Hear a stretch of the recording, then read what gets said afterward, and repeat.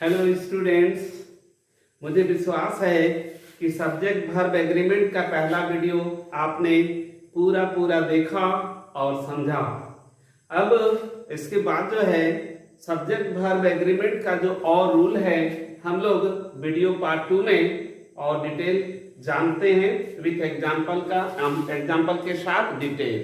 ठीक है स्टूडेंट, हमने कहा था कि वीडियो को लाइक और सब्सक्राइब करके रखें अगर होंगे तो अपने आप यह वीडियो का जो है आपको नॉलेज हो जाएगा कि हमारा अगला वीडियो आ चुका है और सब्जेक्ट वर्ब एग्रीमेंट को भली भांति सीरियली आप समझ जाएंगे। तो पहले वीडियो में हमने पढ़ा था कि यदि दो सिंगुलर नाउन यदि एंड से जुड़ा है और एक ही व्यक्ति एक ही वस्तु या एक ही सेंस देता है तो उसको सिंगुलर वर्ब लगाते हैं उस पे। लेकिन यदि एंड से जुड़ा हुआ है दो सिंगुलर नाउन और उसमें दो या दो से अधिक पर्सन थिंग्स या सेंस क्लियर होता हो तो उसमें प्लूरल वर्ब लगेगा। जैसे उसमें हमने एग्जांपल डिक्टो लिया था, ए सिंगर एंड डांसर लिया था, ए गाइड था, a singer and dancer is coming लिखा था, मतलब उसमें एक ही व्यक्ति सिंगर और डांसर था।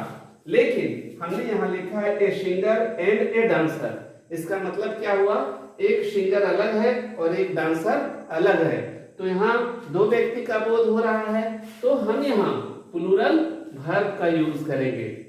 एक चीज याद रखेंगे, यदि दो नाउन है एंड से जुड़ा हुआ और दोनों में यदि आर्टिकल्स लगा है, ए लगा हुआ है या एन लगा हुआ है या दे लगा हुआ है, तो आप समझ जाइए कि यहाँ जो है मोर देन वन क्लियर कर रहा है, यानी प्लूरल कंपाउंड जो है सब्जेक्ट जो है प्लूरल बन चुका है, तो हम यहाँ प्लूरल वर्ब यूज करेंगे। स्टूडेंट, बहुत सारा एग्जांपल इसलिए नहीं मैं दे रहा हूँ क्योंकि आप भी प्रैक्टिस करेंगे और मेन तो है हमारा क्या कॉन्सेप्ट क्लियर करना और वीडियो कम से कम लंबा हो।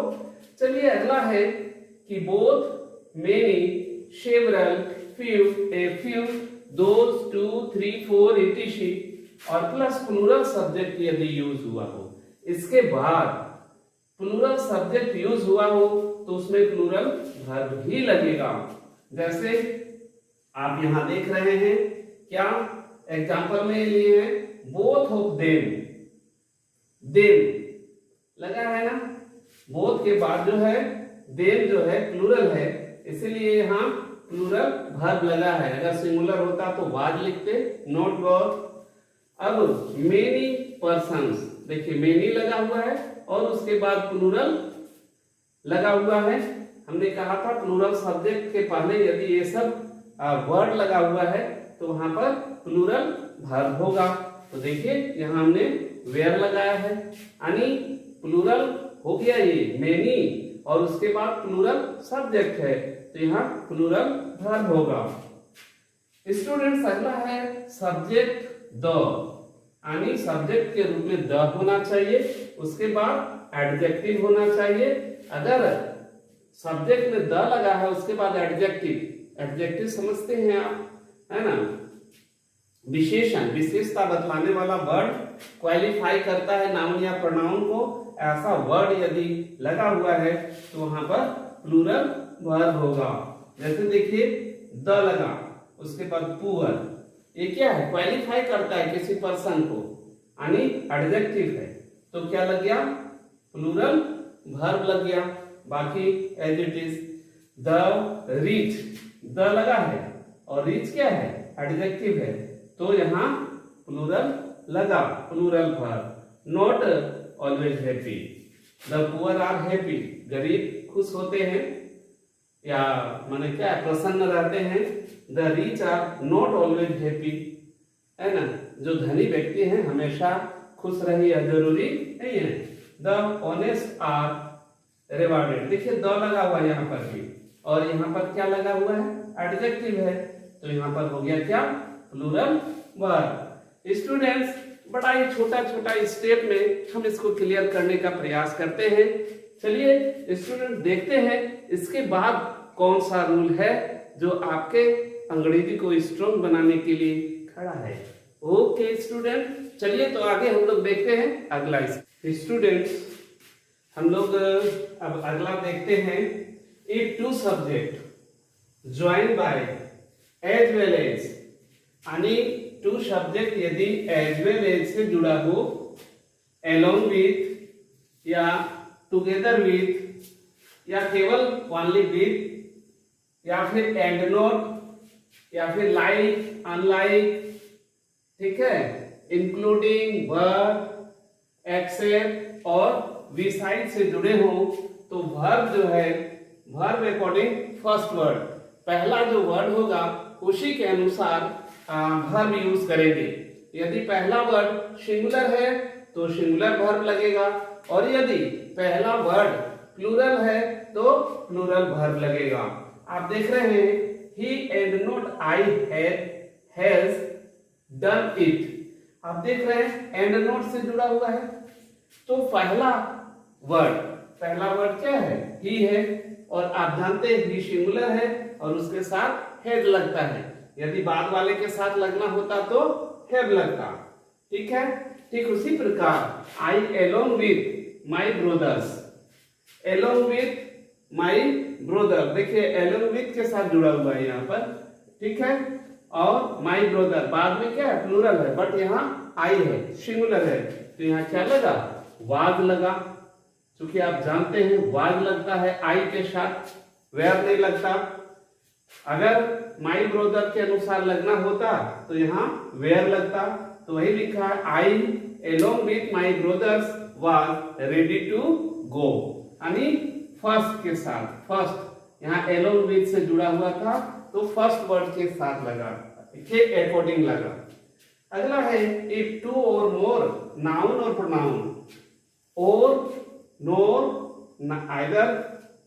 आइदर और नीदर नोर से अलग हो रहे हो, यानी दोनों जो है इसी से अलग हो रहे हो, तो verb according nearest subject, nearest यानी वर्ब के नजदीक में जो सब्जेक्ट होगा उसी के अनुसार सब्जेक्ट लगेगा। जैसे देखिए आइदर यू और आई, देखिए आइदर यू और आई, अब सब्जेक्ट के सामने कौन है, आई है, तो आई के अकॉर्डिंग एम लगा, इसलिए आइदर यू और आई एम गलती।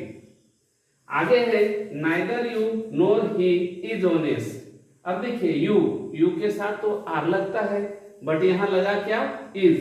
तो अभी अभी हम लोगों ने पढ़ा नियरेस्ट वर्ड क्या है, ही है, तो ही क्या है, सिंगुलर है, तो सिंगुलर के अनुसार इज लगेगा, आर नहीं लगेगा।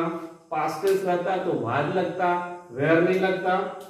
अगला है if there in subject place, यदि सब्जेक्ट प्लेस में देयर लगा हुआ हो, there in subject place, then verb according original subject, तब क्या होगा कि देयर अगर शुरू में लगा है तो वर्ब किसके अनुसार लगेगा, ओरिजिनल जो सब्जेक्ट यूज होगा सेंटेंस में उसके अनुसार।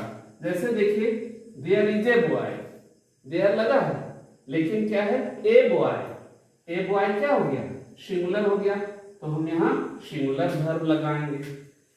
आगे देखिए देयर आर गर्ल्स लिखे हैं, तो देयर से तो सब्जेक्ट प्लस में है, बट ओरिजिनल हमारा क्या हुआ, सब्जेक्ट गर्ल्स हुआ, यानी प्लूरल है तो प्लूरल वर्ब का यूज किए। उसी तरह से देयर वाज ए किंग, एक ठो राजा, तो वाज लगा, सिंगुलर वर्ब।